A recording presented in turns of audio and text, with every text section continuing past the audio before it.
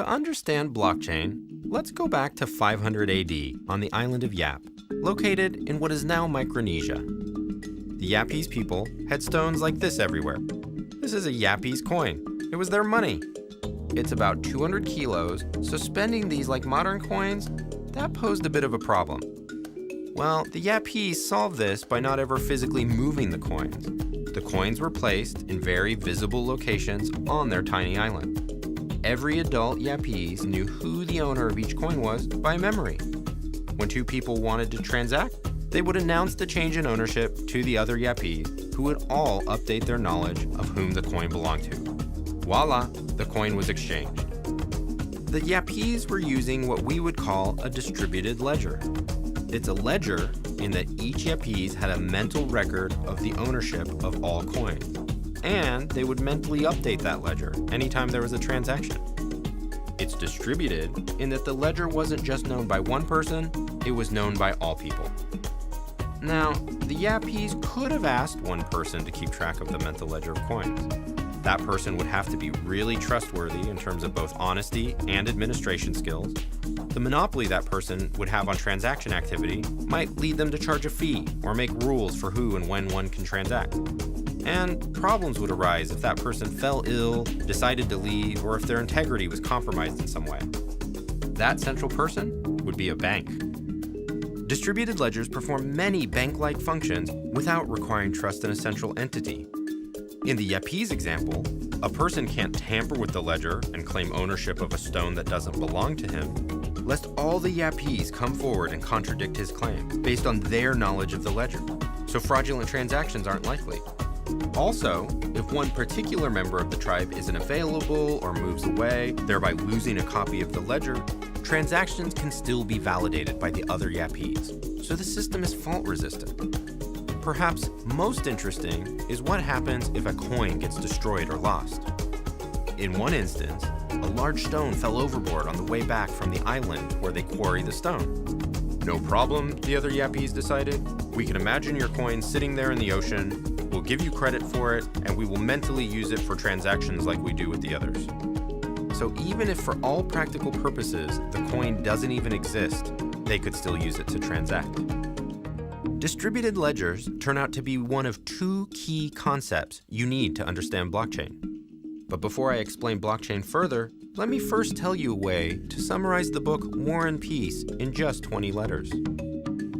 It turns out that every book has a unique, untraceable fingerprint. There are certain functions, by which I just mean mathematical equations that computers use, where if you put in a book or a string of characters, you get out the other end a unique 20 to 30-digit code. This code will be unique to any given input. So when you put in War and Peace, you'd get a 20-digit gibberish code. If you put in the exact same copy of War and Peace, but with one comma changed, you'd get a totally different 20-digit code. These codes would be so different, you'd be unable to connect either code to one another or the original versions of War and Peace. Functions that do this have some amazing uses. You can use them to validate information.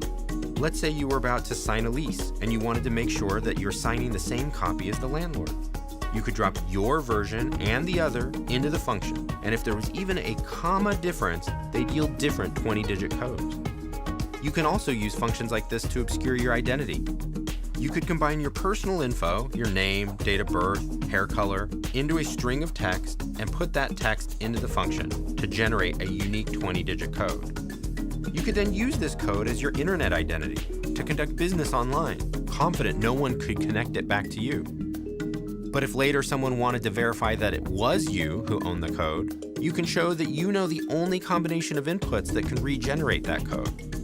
Functions that do this are called cryptographic hash functions, and they are the second concept you need to understand blockchain. First, though, let us go back to the idea of invisible coins.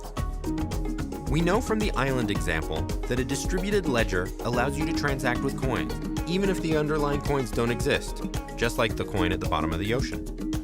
We also saw how it is nearly impossible to steal coins. This was because each Yapese knows who owns a given coin and whether any transactions have changed that ownership. Now imagine that these ledgers, instead of being stored in people's heads, are stored in computers online around the world, managed by incentivized volunteers. It would still work just like with the island.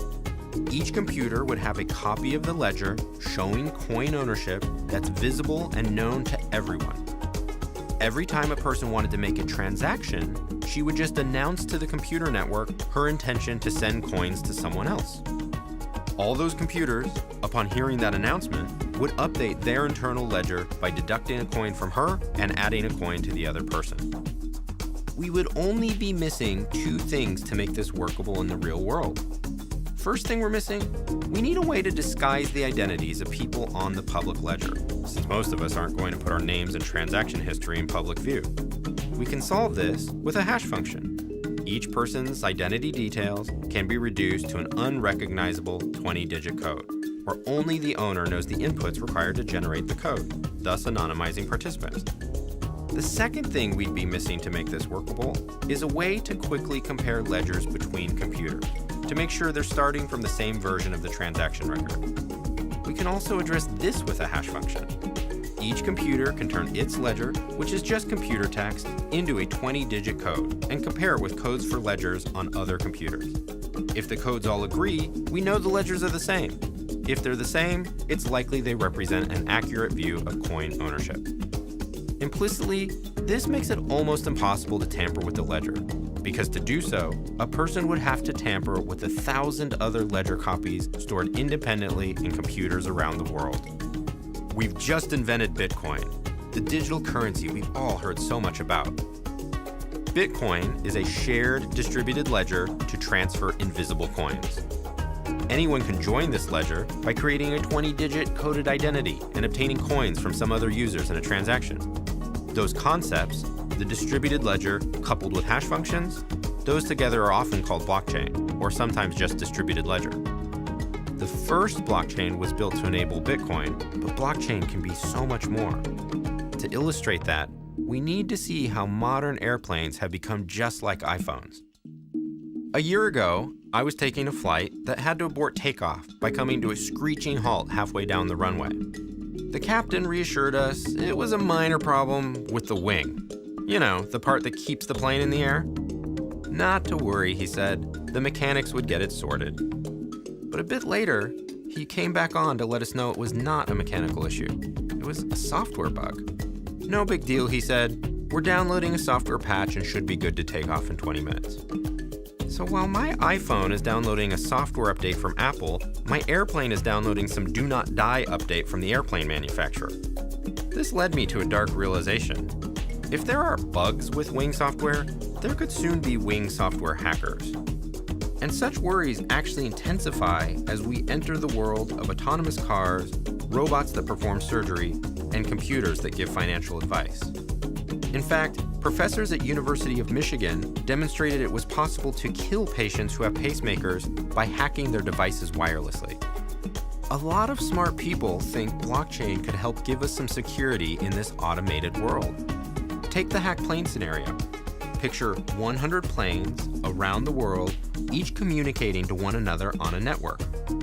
Before takeoff, my plane could take its Wing software and dump it into our friend, the cryptographic hash function, thus generating a unique 20-digit code. You could then imagine the other 99 planes all have ledgers for one another with records of the appropriate 20-digit code each plane should have for its Wing software.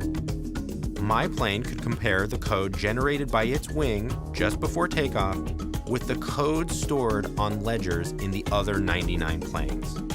If the codes match, my plane can be sure that its software has not been tampered with. Why? Because a hacker would have to have changed the ledger on all 99 other planes for my code to agree with the code stored there. If the plane was autonomous, it could decide not to take off unless all 99 planes gave it the okay. A world of safe, smart devices is enabled. And this contrasts with how we'd solve this today. The plane would have had to have communicated with a central server, a single point of failure, vulnerable to fault and tampering. That central server would also be in a closed system, owned by one company, making it hard for other devices to interoperate. Blockchain could change all of this. By removing the need for a trusted central intermediary, blockchain could open up new ways of working that are hard to even predict today.